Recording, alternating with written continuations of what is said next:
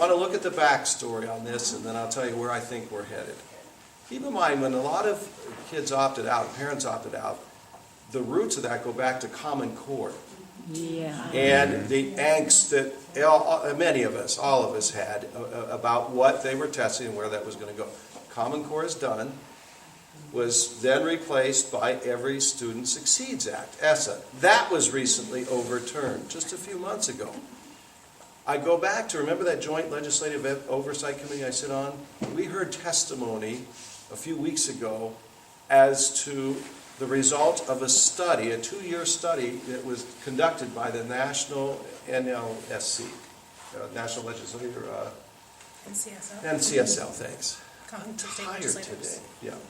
And Senator Lehner served on that committee for 2 years. At any rate, compared the best aspects of schools worldwide. What is Finland doing? What is Singapore doing? And what are we not doing? And there are a number of similarities that were glaringly apparent. For one thing, teachers spent 30% of their time with students. 30%. Now, I know we had an 8-period day in Jefferson, and 7 out of the 8 periods I was students. The other period I was making phone calls, doing lesson plans, that sort of thing.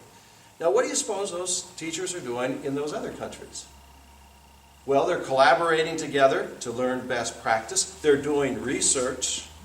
They're making those connections with the community, with the parents, because it's whole child education.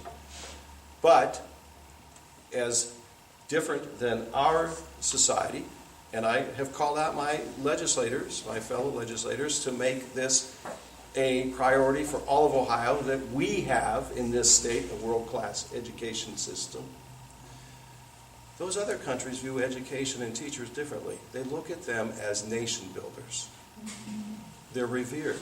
And we have to change the culture. We have to value education, not just teachers, but the whole process, again, so that we can make those necessary changes. Now, we're at a point where we can redefine where we're going. More local control, less testing, more meaningful testing. And one of the things that they came up with respect to testing was the testing of critical thinking skills. Yeah. All right? I was a history teacher. I never gave a multiple choice exam, true, false. Mine were all essay. I wanted to see how they could apply what they learned and reapply it into real life situations. Now, it meant that I did not have much of a life at home with my wife. But I cared enough about my kids that I never worried. And I taught AP for a good number of years. I never taught to that test. If you teach history and if you make learning fun and you make it contagious and you have an appetite for it, it changes everything. The discipline problems go down. Kids are excited to come to school. Parents are engaged. It changes everything. It comes down to attitude and what we value.